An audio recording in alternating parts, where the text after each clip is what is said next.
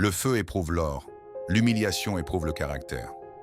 Cette phrase est inspirée de Sénèque. L'humiliation révèle rarement qui tu es. Elle révèle surtout la solidité de ton esprit.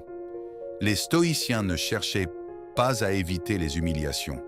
Ils cherchaient à devenir si solides qu'aucune humiliation ne puisse les faire perdre leur dignité.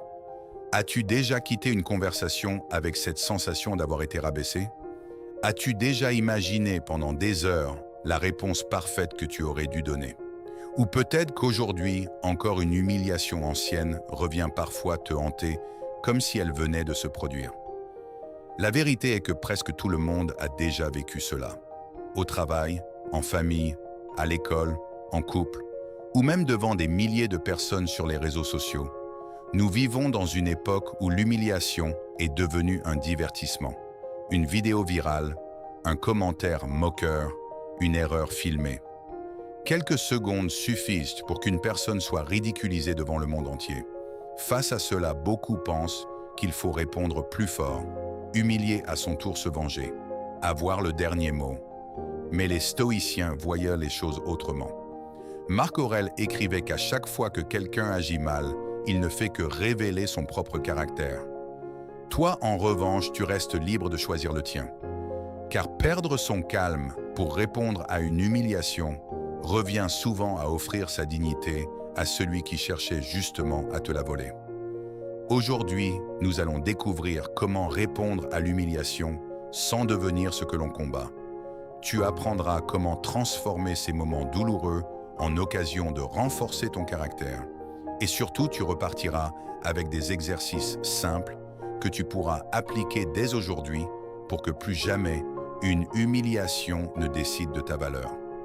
Comprends ce que cherche réellement celui qui t'humilie.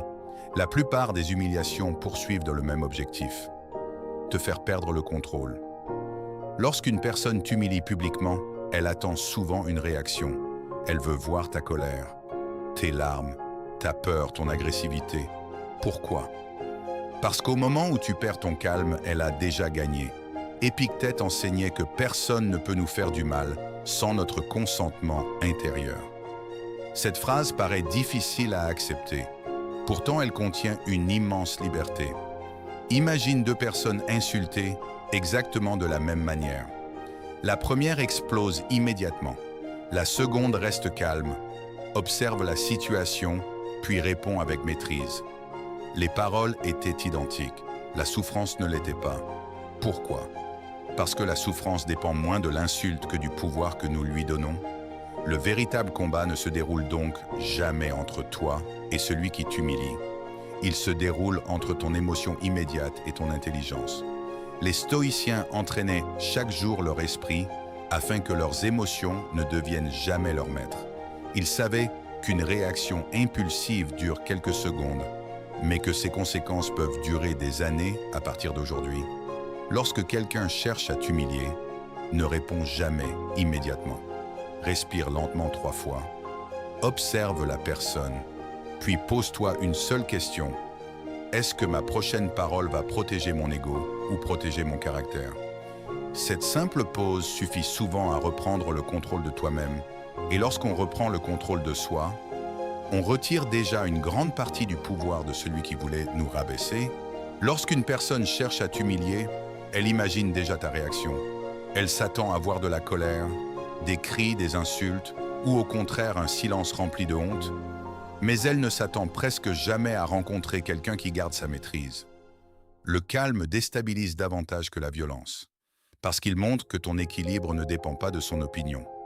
Sénèque écrivait que celui qui se met en colère contre une insulte reconnaît inconsciemment qu'elle possède un pouvoir sur lui. À l'inverse, celui qui reste maître de lui-même rappelle que la véritable autorité vient de l'intérieur. Cela ne signifie pas qu'il faut accepter toutes les humiliations. Le stoïcisme n'est pas la soumission. Il t'apprend simplement à choisir une réponse qui protège ta dignité au lieu de nourrir ton ego. Parfois, la meilleure réponse est une phrase calme.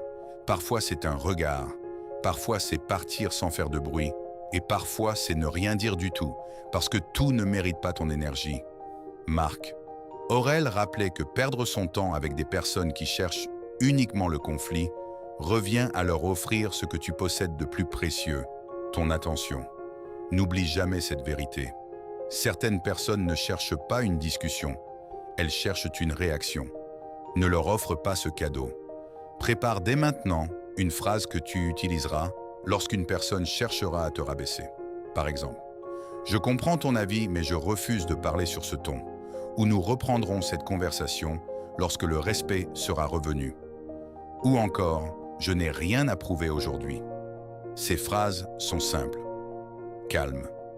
Et surtout, elles montrent que tu refuses de descendre au niveau de l'humiliation. Ne confonds jamais ton erreur avec ta valeur. L'une des raisons pour lesquelles l'humiliation fait si mal, c'est que nous finissons par croire que ce que l'on dit de nous devient notre identité. Tu fais une erreur et tu te dis que tu es incapable. Tu échoues une fois et tu te convaincs que tu es un échec. Tu es ridiculisé devant d'autres et tu crois que tu ne mérites plus leur respect. Pourtant, les stoïciens faisaient une différence fondamentale entre l'action et la personne. Une erreur est un événement. Elle ne définit pas ton caractère. Marc Aurèle répétait que chaque jour est une nouvelle occasion de mieux agir que la veille. Cela signifie que personne n'est condamné par une humiliation. Au contraire, celui qui accepte de regarder ses imperfections sans perdre sa dignité devient plus fort que celui qui prétend être parfait. Regarde les plus grands sportifs, les plus grands entrepreneurs, les plus grands artistes. Tous ont connu des humiliations publiques, des défaites, des critiques, des moqueries. Ce qui les distingue n'est pas l'absence d'humiliation, c'est leur capacité à ne pas construire leur identité autour de ces moments. Le regard des autres change constamment. Ton caractère, lui, peut continuer à grandir chaque jour à partir de maintenant. Repense à une humiliation qui te fait encore souffrir, puis écris 2 colonnes. Dans la première note, ce qui s'est réellement passé, uniquement les faits. Dans la seconde, écris tout ce que tu racontes encore à propos de cet événement. Tu découvriras souvent que la souffrance ne vient plus de l'humiliation elle-même, mais de l'histoire que ton esprit continue de répéter.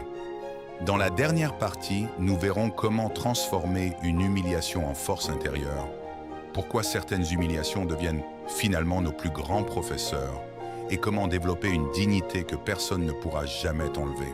Lorsque quelqu'un t'humilie, ton premier réflexe est souvent de vouloir rétablir l'équilibre.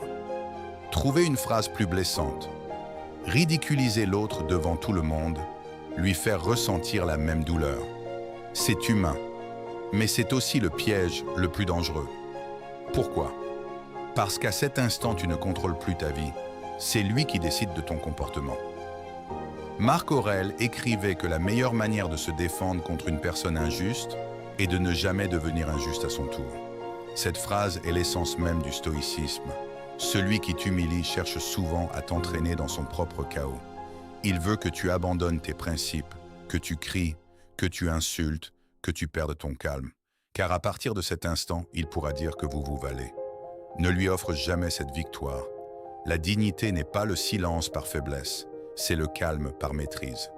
Il existe une immense différence. Certaines personnes se taisent parce qu'elles ont peur. Le stoïcien choisit parfois le silence parce qu'il sait que toutes les batailles ne méritent pas son énergie. Les réseaux sociaux nous poussent souvent à répondre immédiatement, à défendre notre image, à avoir le dernier mot. Mais dans la réalité, les personnes les plus respectées sont rarement celles qui parlent le plus fort. Ce sont celles qui savent garder leur sang-froid lorsque tout le monde le perd. C'est dans ces moments que le caractère devient visible. Décide dès aujourd'hui qu'avant chaque réponse importante, tu t'accorderas quelques secondes de silence. Respire profondément, puis demande-toi, cette réponse protège-t-elle mon ego ou mon caractère? Cette simple habitude changera progressivement ta manière de réagir face au conflit. Fais de chaque humiliation un entraînement pour ton caractère. Épictète comparait la vie à un gymnase. Le courage ne se développe pas dans le confort, il se construit dans l'épreuve. L'humiliation est l'une de ces épreuves. Tu peux la subir ou tu peux t'en servir. Chaque personne qui cherche à te rabaisser t'offre sans le vouloir une occasion d'entraîner ta patience, ta maîtrise, ta confiance et ton discernement. Cela ne signifie pas que l'humiliation est agréable, elle ne l'est jamais, mais elle peut devenir utile. Demande-toi combien de personnes sont devenues plus fortes après avoir été rejetés, humiliés ou sous-estimés. Des sportifs, des entrepreneurs, des artistes, des philosophes. Tous ont connu des moments où l'on doutait d'eux. Ce qui a fait leur différence, ce n'est pas l'absence d'humiliation, c'est leur manière d'y répondre. Ils ont transformé la douleur en discipline, la colère en énergie, le rejet en motivation. Le stoïcisme ne te demande pas de ne plus souffrir. Il t'apprend à ne plus laisser cette souffrance diriger ta vie. Car lorsque ton caractère devient plus fort que ton ego, les humiliations perdent progressivement leur pouvoir. La prochaine fois que quelqu'un te manque de respect, écris cette question sur ton téléphone ou dans un carnet.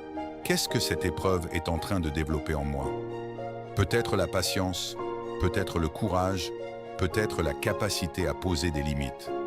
Avec le temps, tu verras que certaines des plus grandes leçons de ta vie sont venues de moments que tu aurais préféré éviter. Tu rencontreras toujours des personnes qui chercheront à te rabaisser parce qu'elles sont en colère, parce qu'elles sont jalouses, parce qu'elles souffrent ou simplement parce qu'elles ne savent pas vivre autrement. Tu ne contrôles pas leurs paroles, mais tu contrôles la personne que tu choisis de devenir après les avoir entendues. Le jour où ton estime de toi reposera sur ton caractère plutôt que sur l'opinion des autres, tu découvriras une liberté que personne ne pourra t'enlever. Souviens-toi toujours de cette pensée de Marc Aurèle. La meilleure vengeance est de ne pas ressembler à celui qui t'a blessé.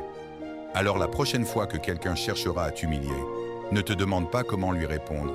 Demande-toi plutôt, comment puis-je sortir de cette situation avec encore plus de dignité qu'en y entrant? C'est cela la véritable victoire stoïcienne. Avant de quitter cette vidéo, j'aimerais te poser une question. Quelle est l'humiliation qui t'a appris la plus grande leçon de ta vie? Raconte-la en commentaire. Ton expérience pourrait aider quelqu'un qui traverse cette épreuve aujourd'hui. Si cette vidéo t'a apporté de la valeur, laisse un like et abonne-toi à l'Art de Continuer. Chaque semaine, nous découvrons ensemble comment les enseignements de Marc Aurèle, Sénèque et Épictète peuvent nous aider à développer un caractère inébranlable et une paix intérieure que personne ne pourra jamais nous enlever.